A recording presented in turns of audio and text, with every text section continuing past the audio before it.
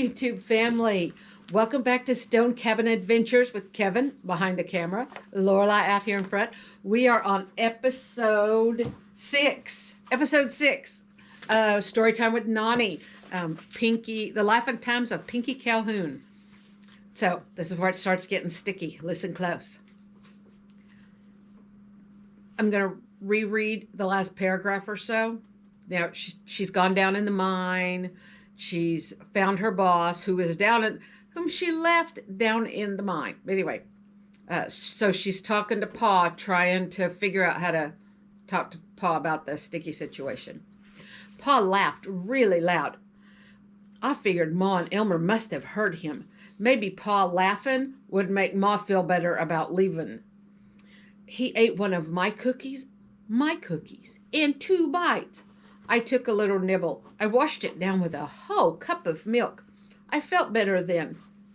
Maybe sometimes repenting can be done in steps. Mr. Harkin makes his own breakfast. I wash his dishes and I feed his animals. I make his bed and sweep the floor. Then I start making bread for lunch. He told me to cook enough for both of us, so I do.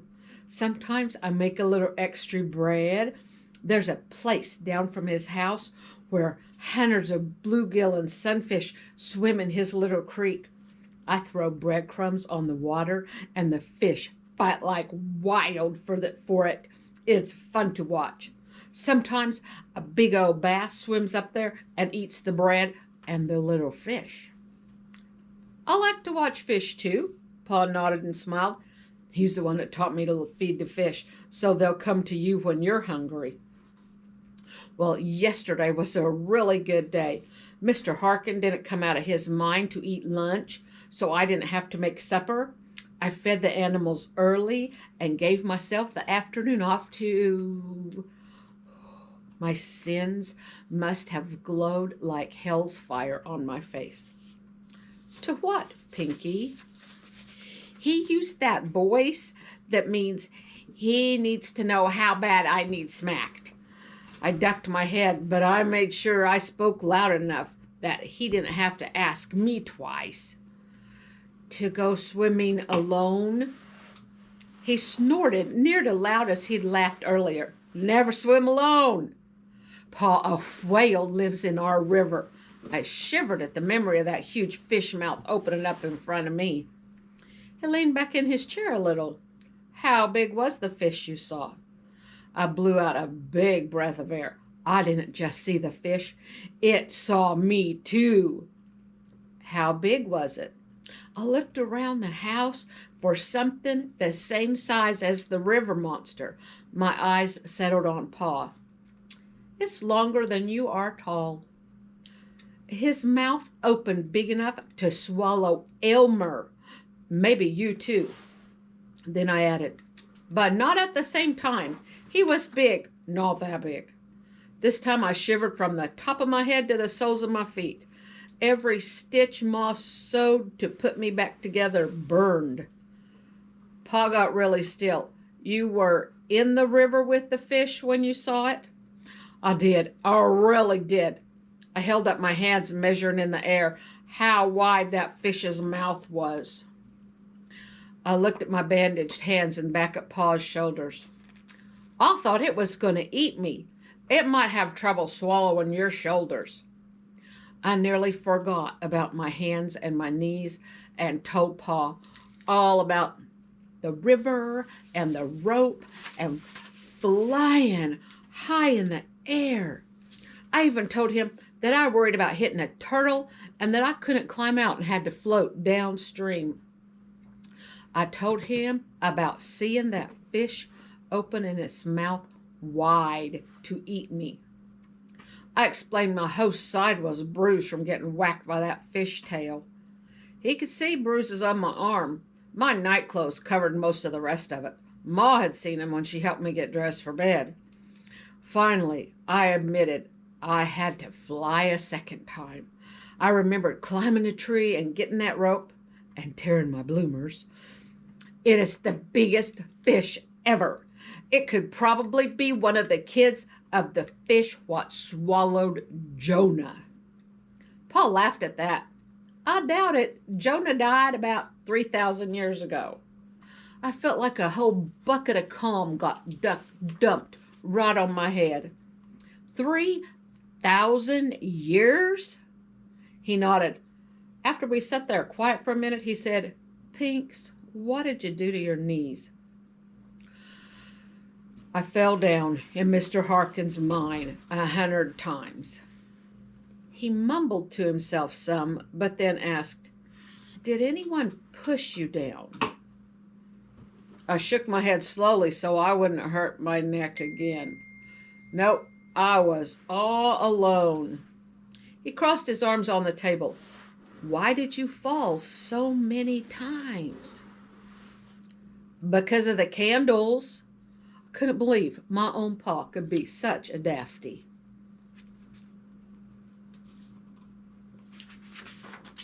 He scratched the side of his face and he looked at me.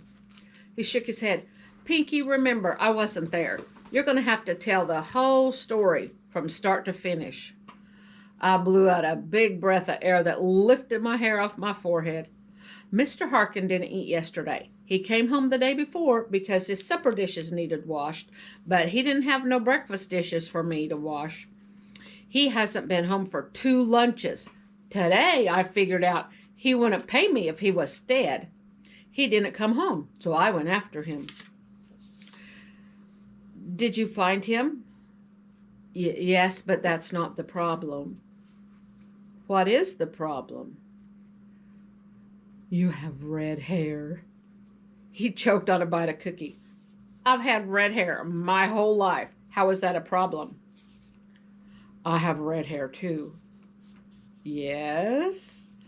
I took my time and breathed for a while. Well, the way I figure it is I have red hair because you're my pa. Yes, that's how it works. Before you were born, we wondered if you'd have red hair like me or yellow hair like Ma's. I lifted my head, but I couldn't make myself look at him.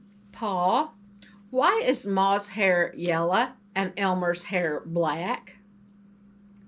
Pa leaned forward and crossed his arms on the table.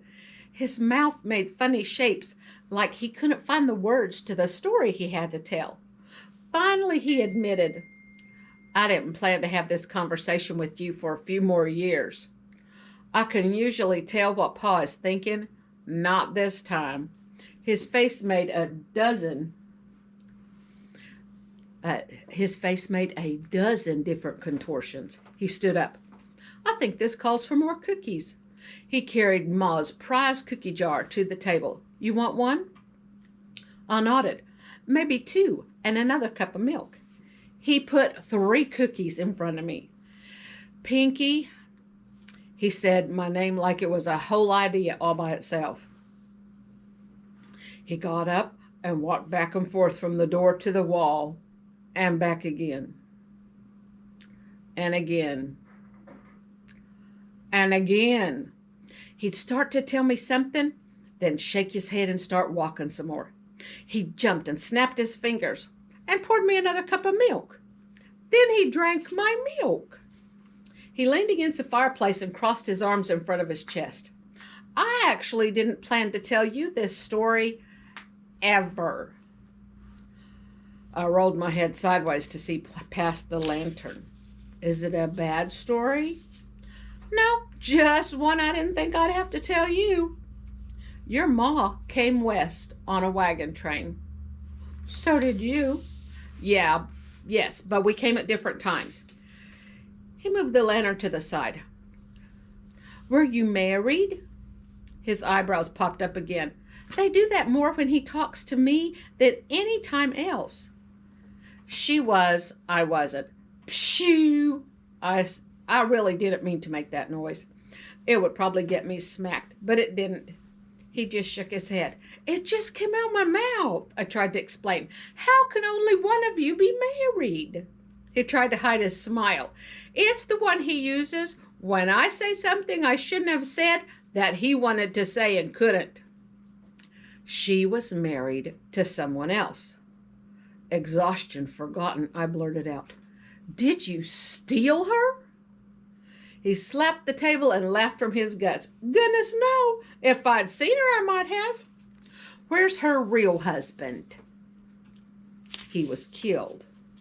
He pulled out a chair and sat down at the end of the table. I got the feeling he'd given up on not having to tell me the whole story. That's good. Sudden realization jerked me upright in my chair. Did you shoot him? Pa shook his head and laughed and laughed. Pinky, no.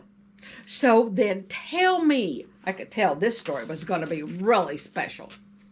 Pa moved to Elmer's chair across from me and moved the lantern back in the way. I figured he'd had enough looking me in the eyes during this story.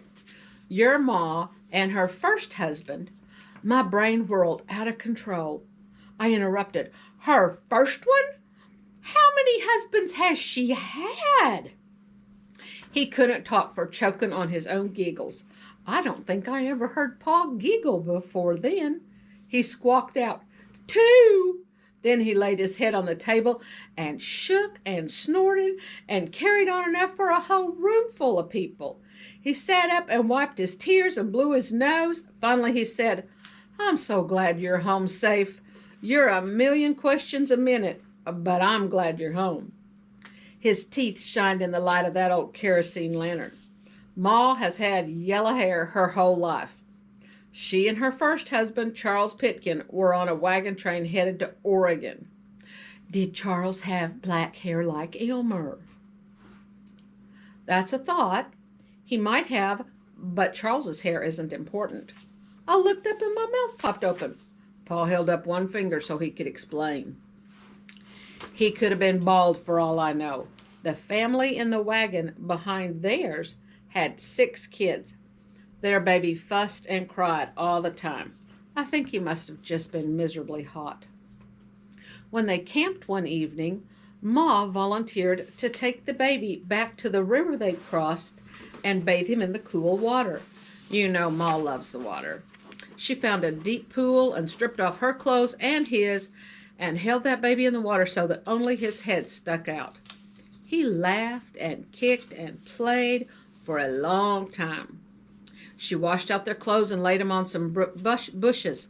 By the time the baby dozed off, their clothes were dry. Your ma let that baby sleep on her dress while she went back in and swam some more.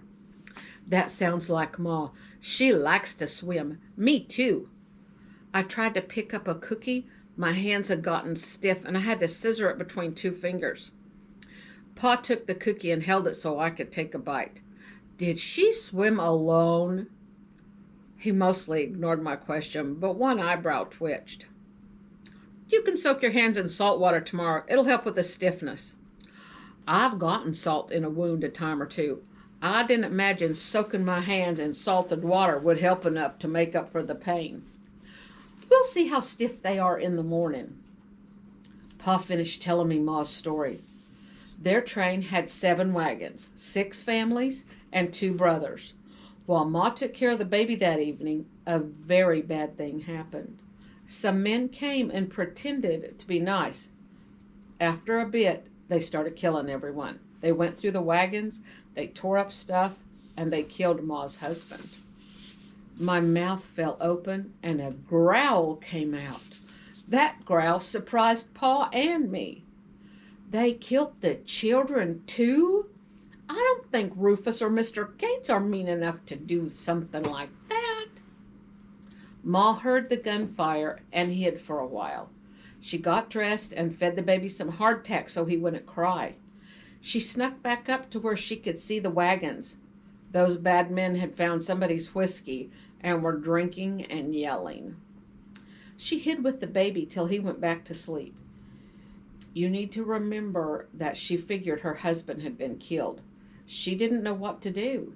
If she hadn't had to worry about that baby, she'd have probably gotten herself killed. But she had to think sneaky plans like you do sometimes.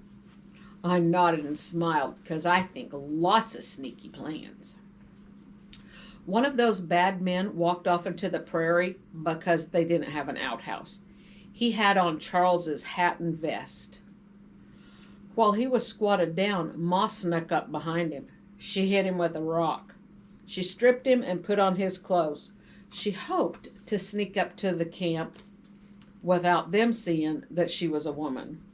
She said her hands shook so bad she's afraid she'd drop his gun. She crawled under her wagon and managed to shoot and kill the bad men who were left. Some of them had gotten killed when they attacked the wagon train. 2 of them were passed out drunk. The others were too drunk to shoot straight. She found a shovel and buried her husband. Some friends and I found her by accident 3 weeks later. She had that baby, 2 wagons, 30 head of oxen, and dozens of cows. All those outlaws' horses and the few horses from the wagon train followed along too. She also had a broken heart. She managed to make about 100 miles from the massacre site. We helped her get to this little valley and got a soddy built for her. My friends left. I stayed on to build a barn and corrals. The baby that she took care of grew up to be Elmer. My mouth fell open, and for once no words fell out. I couldn't believe it. Elmer wasn't my blood. Does Elmer know?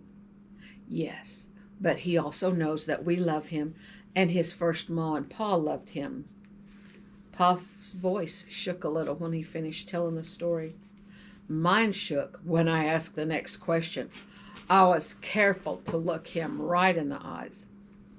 Pa, what happens when Letha Gates has her baby and it has red hair like yours? Pa gaped at me like I'd sprouted horns in a forked tail. His face and his voice went hard. What are you talking about? Thank you for listening. That's episode 6 of Life and Times of Pinky Calhoun. Thank you for being with us on this adventure. Stone Cabin Adventures. Kevin, Lorelei. We love you guys. Ooh, let me touch that table again. It'll jiggle.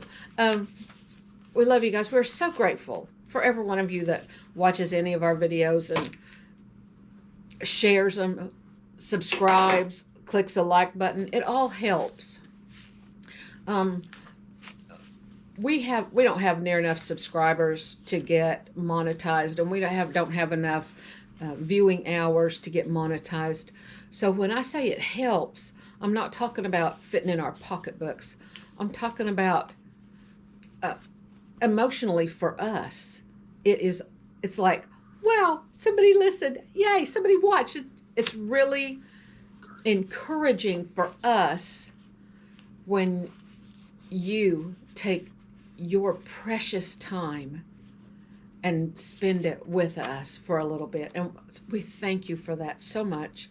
And we hope you enjoy Pinky's Adventures.